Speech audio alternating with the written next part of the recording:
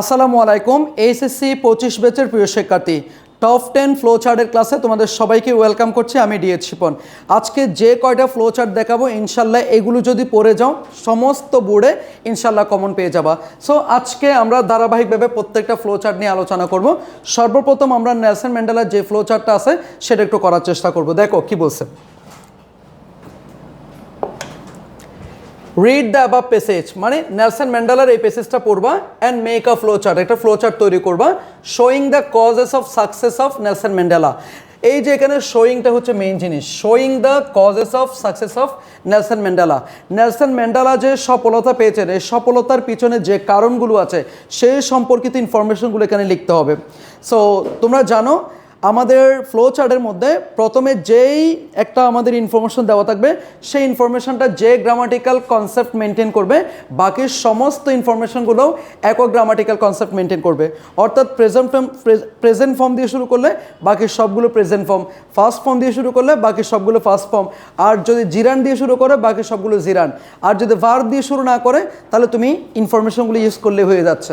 ওকে, এখানে কি বলছে দেখো, one is done for you, প্রথমটা তোমার জন্য দেওয়া আছে। তাহলে প্রথমটা কি দিচ্ছে দেখো, ফার্ম ডিটারমিনেশন। অর্থাৎ নেলসন ম্যান্ডেলা যে সফলতা পেয়েছেন এই সফলতার পিছনের অন্যতম কারণ হচ্ছে কি, ফার্ম ডিটারমিনেশন। তাহলে আর কোন কোন কারণে তিনি সফলতা পেয়েছেন সেগুলো একটু লিখো। ফাইটিং ফর পিপলস ইমানসিপেশন, তিনি মানুষের মুক্তির জন্য যুদ্ধ করেছেন, এটাও কিন্তু তার সফলতার অন্যতম কারণ হতে পারে। Dream of a democratic and free society, dream of a democratic and free society, অর্থাৎ গণতান্ত্রিক এবং মুক্ত সমাজের একটা স্বপ্ন ছিল, এটাও কিন্তু তার সফলতার অন্যতম কারণ হতে পারে। প্রেস্টিজ অ্যান্ড কারিশমা, তার সম্মান ছিল এবং প্রতিভা ছিল, এটাও তার সফলতার পিছনের একটা কারণ। সাপোর্ট অফ দ্য ওয়ার্ল্ড হতে পারে। তারপর prominent role as an advocate of human dignity, তিনি হচ্ছে মানব সভ্যতার সপক্ষে একটা গুরুত্বপূর্ণ অবদান রেখেছিলেন, এটাও তার সফলতার অন্যতম কারণ হতে পারে। সো আশা করি বুঝতে পেরেছ। এরপর আমরা আরেকটা ফ্লো চার্ট পাবো, সেটা কোনটা দেখো, based on your reading of the passage make short notes in each of the boxes in the flow chart showing the things education gives us. অর্থাৎ ওয়াই এডুকেশন যে প্যাসেজ আছে সেখান থেকে এই ফ্লো চার্টটা আসার সম্ভাবনা অনেক বেশি। কি বলছে একটু দেখো তো প্রিয় শিক্ষার্থী, এখানে based on your reading of the passage, অর্থাৎ তুমি ওয়াই এডুকেশন প্যাসেজটা পড়ার উপর ভিত্তি করে make short notes in each of the boxes, প্রত্যেকটা বক্সে তুমি শর্ট নোটস তৈরি করবা in the flow chart showing the things education gives আস।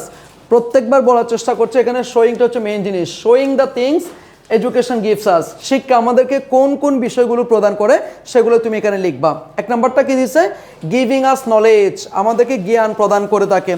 তাহলে প্রথমটা যেহেতু বার প্লাস আইএনজি দিয়ে শুরু করছে বাকি সবগুলো বার প্লাস আইএনজি দিয়ে তোমাকে শুরু করতে হবে।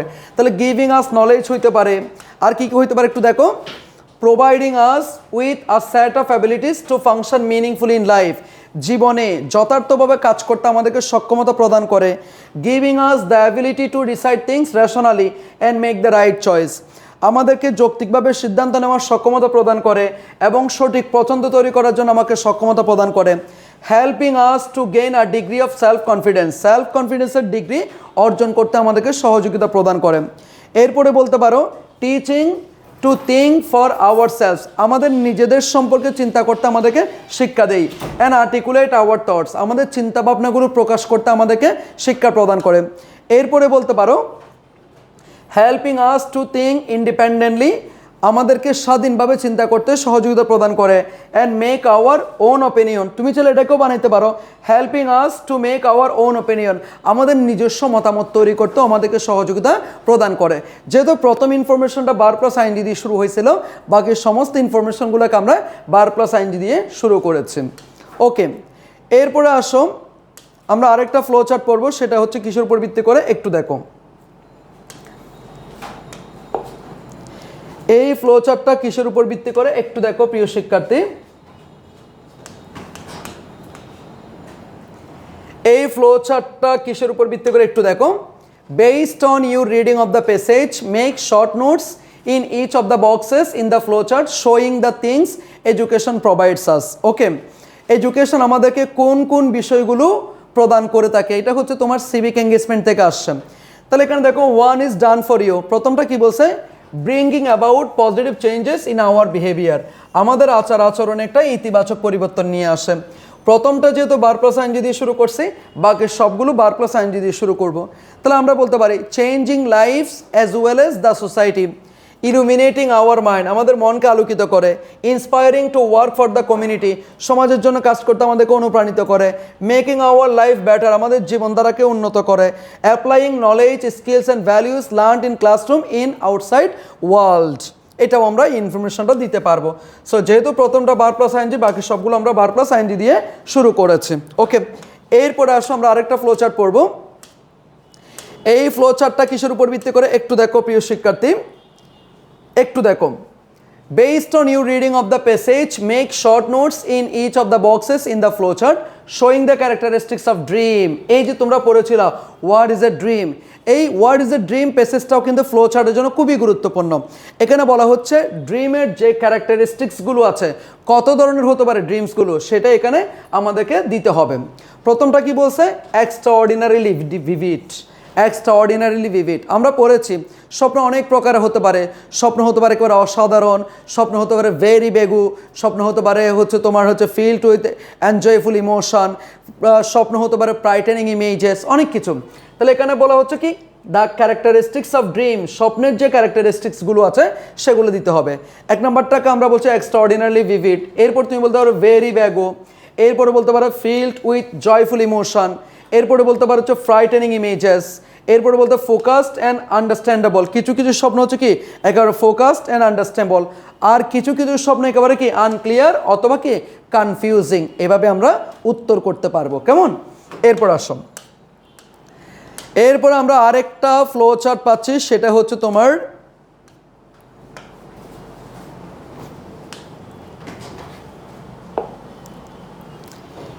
এরপরে আমরা আরেকটা ফ্লো চার্ট পাচ্ছি, সেটা কিসের উপর ভিত্তি করে একটু দেখো তো। Showing the present condition of the Negro, ওই যে আই হ্যাভ এ ড্রিম যে পেসেজটা পড়েছিলাম, মার্টিন লুথার কিং জুনিয়রের যে পেসেজটা ছিল আই হ্যাভ এ ড্রিম, ওই পেসেজের উপর ভিত্তি করে এখানে কি বলা হচ্ছে, the present condition of the Negro, নিগ্রোদের বর্তমান অবস্থা যেটা সেটা এখানে তুলে ধরতে হবে। এক নাম্বারটা আমরা পাচ্ছি hindered by the manacles of segregation, hindered by the manacles of segregation, তাহলে হিন্ডার্ড এটা একটা পার্টিসিপল, তাহলে এখানে আমাদেরকে অবশ্যই কি ইউজ করতে হবে, পার্টিসিপল ইউজ করতে হবে। তো এখানে আমি পার্টিসিপল যেহেতু এটা প্রেজেন্ট পার্টিসিপল ইউজ করতে পারবো, ফার্স্ট পার্টিসিপল ইউজ করতে পারবো, সমস্যা নাই। Hindered by the manacles of segregation বলতে পারি, obstructed by the chains of discrimination, এটাও তাদের একটা condition. Leading a lonely life on an island of poverty in the midst of a vast ocean of material prosperity, এটাও তাদের একটা কি condition. Undergoing great suffering in the corners of American society, আমেরিকার যে কোনো প্রান্তে তারা একেবারে হচ্ছে অনেক ভোগান্তির মধ্যে বসবাস করতেছে। Finding damsels exile in their own land, তারা নিজেদের ভূমিতে নিজেদেরকে একেবারে হচ্ছে তোমার নির্বাসিত ব্যক্তি হিসেবে খুঁজে পাচ্ছে। তাহলে এই যে প্রথমটা যেহেতু ফার্স্ট পার্টিসিপল দিয়ে শুরু করছে, আমি বাকিগুলো হচ্ছে কি পার্টিসিপল দিয়ে শুরু করলাম, তাহলে এখানে এটা হচ্ছে কি প্রেজেন্ট পার্টিসিপল, এটা প্রেজেন্ট পার্টিসিপল, এটাও কি প্রেজেন্ট পার্টিসিপল। আশা করি বুঝতে পেরেছ। ওকে, এরপরে আসো প্রিয় শিক্ষার্থী, আমরা আরও একটা ফ্লো চার্ট পড়বো, সেটা কি read the above passage and make a flow chart showing the dreams of Martin Luther King junior. Martin Luther King জুনিয়রের যে স্বপ্নগুলো ছিল সেই স্বপ্নগুলো এখানে স্টেপ বাই স্টেপ তুলে ধরতে হবে। এক নাম্বারটা কি দেওয়া আছে, the sons of former slaves and the sons of former slave owners sitting together at the table of brotherhood, তারা ভ্রাতৃত্বের বন্ধনে একই টেবিলে বসতে সমর্থ হবে, এটা তার একটা ড্রিম। তাহলে তোমরা স্টেপ বাই স্টেপ ড্রিমগুলো লিখে ফেলো। যেমন বলতে পারো the sons of former slaves and the sons of former slave owners sitting together at the table of brotherhood. আচ্ছা, এটা দেওয়া ছিল। The state of Mississippi to turn into an oasis of freedom and justice, তোমরা জানো Mississippi নামক যে রাষ্ট্রটা ছিল সেটা হচ্ছে অন্যায় অত্যাচারের প্রভাবে একেবারে খা খা করছিল, সে রাষ্ট্রটা একদিন স্বাধীনতা এবং ন্যায় বিচারের মরুদ্যান হিসেবে পরিণত হবে, এটা তার একটা স্বপ্ন হতে পারে। তারপর তুমি বলতে পারো his 4 little children to live in a nation free from racial segregation and discrimination, অর্থাৎ জাতিগত বিচ্ছিন্নতা জাতিগত বৈষম্য থেকে বেরিয়ে তার একটা জাতিবদ্ধ হয়ে বসবাস করবে, এটাও তার একটা স্বপ্ন। এরপরে বলতে পারো in Alabama there being no vicious racist, Alabama রাজ্যে কোনো রকমের কি থাকবে না, এই যে বর্বরতা জাতিতত্ত্বের যে বর্বরতা সেটা থাকবে না, এটাও তার একটা স্বপ্ন। এরপরে তুমি বলতে পারো in Alabama little black boys and girls to join hands with little white boys and girls as sisters and brothers. অর্থাৎ আলবামা রাজ্যে কৃষ্ণাঙ্গ ছোট ছোট ছেলেমেয়েরা, শ্বেতাঙ্গ যে ছেলেমেয়েরা আছে তাদের সাথে একই বন্ধনে বসতে পারবে, একই সাথে খেলাধুলা করতে পারবে ভাই বোন হিসেবে, এটাও তার একটা স্বপ্ন। এরপর তুমি বলতে পারো there will be no disparity between the black people and white people, এটাও একটা তার একটা কি স্বপ্ন। Everybody will enjoy the equal rights and facilities, এটাও তার একটা কি স্বপ্ন। আশা করি বুঝতে পেরেছ। এরপরে আসো 8 নাম্বারটা, based on you reading of the passage make short notes in each of the boxes in the flowchart showing what the types of relationships are and what they do to us। স্বপ্ন কত ধরনের relationship কত প্রকারের হতে পারে আর এই রিলেশনশিপগুলো আমাদেরকে কি প্রদান করে থাকে, এইটার উপর ভিত্তি করে একটা ফ্লোচার্ট লিখতে হবে। One is done for you, একটা তোমার জন্য দেওয়া আছে। প্রথমটা কি বলছে দেখো, ফ্যামিলিয়ার অ্যান্ড ইন্টিমেট রিলেশনশিপ, কিছু কিছু সম্পর্ক আছে একেবারে পারিবারিক এবং কি একেবারে ঘনিষ্ঠ সম্পর্ক। এরপর তুমি বলতে পারো হচ্ছে কি সোশ্যাল রিলেশনশিপ আছে, এরপরে বলতে পারো প্রফেশনাল রিলেশনশিপ আছে, এরপর আমরা বলতে পারি keeping people close to each other, এই সম্পর্কগুলো আমাদেরকে একে অপরের সাথে নিবিড় করে তোলে, ঘনিষ্ঠ করে তোলে। এরপর তুমি চাইলে বলতে পারো providing support love and affection, এই সম্পর্কগুলো আমাদেরকে সাপোর্ট প্রদান করে, ভালোবাসা প্রদান করে, অনেক সময় অ্যাফেকশন স্নেহ মমতা এগুলো প্রদান করে থাকে। তাহলে ভালো সম্পর্কগুলো কত ধরনের সেগুলো দিলাম আমরা। এরপরে সম্পর্কগুলো আমাদেরকে কী প্রদান করে সেটাও আমরা দিলাম।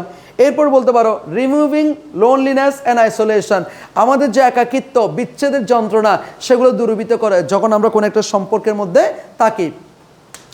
এরপরে আসো প্রিয় শিক্ষার্থী আমাদের 9 নাম্বার ফ্লোচার্টটা, based on you reading of the passage make a flowchart showing the major characteristics of adolescence।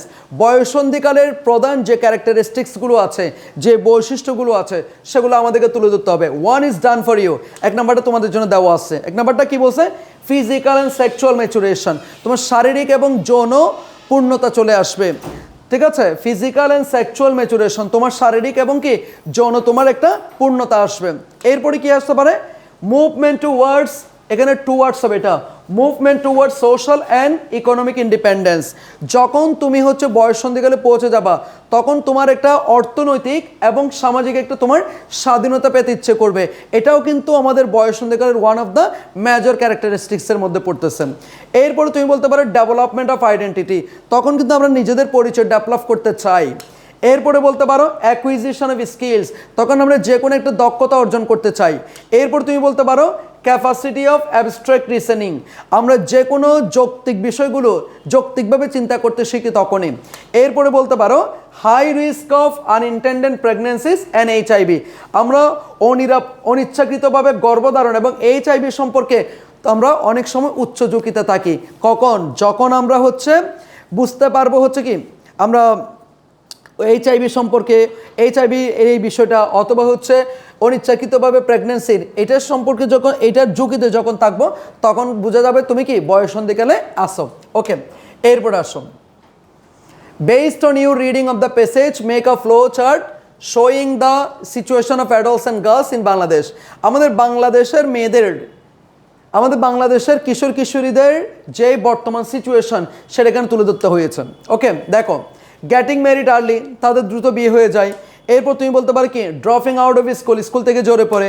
তারপর তুমি বলতে পারো being confined to the house hold works, তারা গৃহস্থলী কাজের মধ্যে নিজেদেরকে সীমাবদ্ধ করে ফেলে। তারপর বলতে পারো lodging opportunities of economic independence, অর্থনৈতিক স্বাধীনতার যে সুবিধা সেটা হারিয়ে ফেলে। তারপর বলতে পারে গেটিং ভালনারেবল টু অ্যাবিউজ, তারা অনেক সময় অপব্যবহারের শিকার হয়। এরপরে বলতে পারো ফেসিং হেলথ রিস্ক, তারা অনেক সময় স্বাস্থ্য ঝুঁকিতে ভোগে। ওকে, তাহলে কি বলছে, based on you reading of the passage, তুমি যে পেজেসটা পড়েছো সেটার উপর ভিত্তি করে মেক আ ফ্লো চার্ট, একটা ফ্লো চার্ট তৈরি করো showing the situation of adults and girls in Bangladesh. আমাদের বাংলাদেশে কিশোরী মেয়েরা যে এরকম সিচুয়েশন ফেস করে সেই সিচুয়েশনটা তোমাকে তুলে ধরতে হবে। তাহলে প্রথমটা বলছে গেটিং ম্যারিড আর্লি, আমাদের দেশের কিশোরী মেয়েরা তাড়াতাড়ি বিয়ে করে ফেলে বা বিয়ে হয়ে যায় তাদের। এরপরে তুমি বলতে পারো dropping out of school, being confined to the house hold works, losing opportunities of economic independence, getting vulnerable to abuse, facing health risk. Okay, এরপর আসো এরপর 11 নাম্বারটা একটু দেখো, based on your reading of the passage make short notes in each of the boxes in the flow chart showing the features or constituents of junk food. আমাদের junk ফুডের যে ফিচারগুলো আছে সেই বিষয়গুলো স্টেপ বাই স্টেপ আসবে। 1 নম্বর তোমার জন্য দেওয়া আছে, সেটা কি বিং প্রসিড ফুড, এগুলো তোমার হচ্ছে কি প্রক্রিয়াজাতকৃত খাবার। এরপর তুমি বলতে পারো হচ্ছে কি কনসিস্টিং অফ হাই ক্যালোরি, এই খাবারগুলোতে প্রচুর পরিমাণে ক্যালোরি থাকে। এরপরে বলতে পারো লুকিং অ্যাপিলিং, এই খাবারগুলো দেখতে একটু কি হয় লোভনীয় মনে হয়। তাহলে প্রথমটা যেহেতু বার প্লাস এনজি, বাকি সবগুলো আমরা বার প্লাস আইএনজি দিয়ে শুরু করতেছি। এরপরে বলতে পারো বিং এনজয়েবল, এগুলো খুবই কি খেতে উপভোগ্য মনে হয়। এরপরে বলতে পারো হচ্ছে having little or no nutritional value, এটাকে চাইলে তুমি দুইটা করতে পারো, হ্যাভিং লিটল, আচ্ছা একটা করতে পারবা having little or no nutritional value, অথবা তুমি চাইলে বলতে পারো হ্যাভিং নো নিউট্রিশনাল ভ্যালু, এটা বলতে পারবো, মানে পুষ্টিগত কোনো মূল্যবোধ এখানে নাই। Containing high amount of salt and fat, এই খাবারগুলোতে প্রচুর পরিমাণে সল্ট থাকে এবং প্রচুর পরিমাণে ফ্যাট থাকে। এরপর আসো 12 নম্বর and final flow chart, based on your reading of the passage make short notes in each of the boxes in the flow chart showing the benefits of meditation. মেডিটেশনের যেই উপকারিতাগুলো আছে সেই উপকারিতাগুলো স্টেপ বাই স্টেপ লিখতে হবে, এবং প্রথমটা যে grammatical feature দেওয়া থাকবে বাকি সবগুলো একক গ্রামাটিক্যাল ফিচার তোমাকে অ্যাড করতে হবে। প্রথমটা কি দিছে দেখো, to reduce stress and tension and improve focus. Meditation আমাদের স্ট্রেস কমায়, আমাদের টেনশন কমায় এবং আমাদের কি যে কোনো একটা বিষয়কে ফোকাস করতে আমাদেরকে ইমপ্রুভ করে তোলে। এরপর তুমি বলতে পারো টু রিলিজ অ্যাংজাইটি, আমাদের যে অশান্তি, আমাদের যে দুশ্চিন্তা সেটা কমিয়ে দেয়। Bring I state of calmness, আমাদের জীবনে একটা প্রশান্তি নিয়ে আসে। এরপরে বলতে পারো to increase the thinking ability of human brain, আমাদের মানুষের যে মস্তিষ্ক সেই মস্তিষ্কের মধ্যে চিন্তার যেই সক্ষমতা সেটা অনেকটা বাড়িয়ে দেয় কে মেডিটেশন। তাহলে মেডিটেশনের উপকারিতাগুলো আমরা স্টেপ বাই স্টেপ লিখতেছি। প্রথমটা যেহেতু ইনফিনিটিভ দিয়ে শুরু করছে, বাকি সবগুলো আমরা করব ইনফিনিটিভ দিয়ে। To work tirelessly for a longer period of time, এই মেডিটেশন করার পর আমরা চাইলে ক্লান্তিহীনভাবে অনেকক্ষণ ধরে কাজ করতে পারি। এরপরে বলতে পারো to improve blood circulation in the whole human body, আমাদের মানুষের পুরো শরীরে ব্লাড সার্কুলেশনটা অনেক বেশি ইমপ্রুভ করে দেয়। এরপরে বলতে পারো টু ইমপ্রুভ ক্রিয়েটিভিটি, আমাদের সৃজনশীলতা বৃদ্ধি করে। To improve self awareness and tolerance, আমাদের আত্মসচেতনতা বৃদ্ধি করে, আমাদের ধৈর্য শক্তি অনেকটা বৃদ্ধি করে থাকে। তাহলে এই ছিল আমাদের হচ্ছে মেডিটেশনের ফ্লো চার্টটা। সো আশা করি বিষয়টা বুঝতে পেরেছ। Last and final, based on you reading of the passage make short notes in each of the boxes in the flow chart showing how spending affects people, কীভাবে ব্যয় মানুষের জীবনে প্রভাব ফেলে, কিভাবে ব্যয় মানুষের জীবনকে প্রভাবিত করে সে বিষয়টা এখানে তুলতে হবে। Making people happy or unhappy, এটা এই ব্যয় করে না মানুষকে হ্যাপি করেও তুলতে পারে, আনহ্যাপি করেও তুলতে পারে। প্রথমটা যেহেতু বার প্লাস আইএনজি দিয়ে শুরু করছি, বাকি সবগুলো বার প্লাস আইএনজি দিয়ে শুরু করতে হবে। Making life stressful by overspending, আমরা যখন ওভার স্পেন্ডিং করবো তখন আমাদের জীবন হয়ে যাবে কি স্ট্রেসফুল, একেবারে বিষণ্ণ হয়ে যাবে। এরপরে বলতে পারো leading to the financial ruin, এখানে রেইন হবে না, এটা রুইন হবে। Leading to financial ruin or debt, এটা আমাদেরকে আর্থিকভাবে ধ্বংস করে দিতে পারে, ঋণগ্রস্ত করে দিতে পারে। ক্রিয়েটিং আনহ্যাপিনেস উইদিন ফ্যামিলিজ, এটা আমাদের পরিবারে অশান্তি সৃষ্টি করে। এরপরে বলতে পারো making people rush for brands or new fashions, এই ওভার স্পেন্ডিং বিষয়টা মানুষজনকে ব্র্যান্ডের পিছনে, নিউ ফ্যাশনের পিছনে দৌড়াইতে বাধ্য করে। এরপরে বলতে পারো ক্রিয়েটিং সাইকোলজিক্যাল প্রবলেম ইভেনচুয়ালি, অবশ্যই সেটা আমাদের জীবনে মনস্তাত্ত্বিক একটা সমস্যা তৈরি করে দিতে পারে। সো এই ছিল আমাদের ফ্লো চার্ট, আশা করি তোমরা বুঝতে পেরেছো, ঠিক আছে।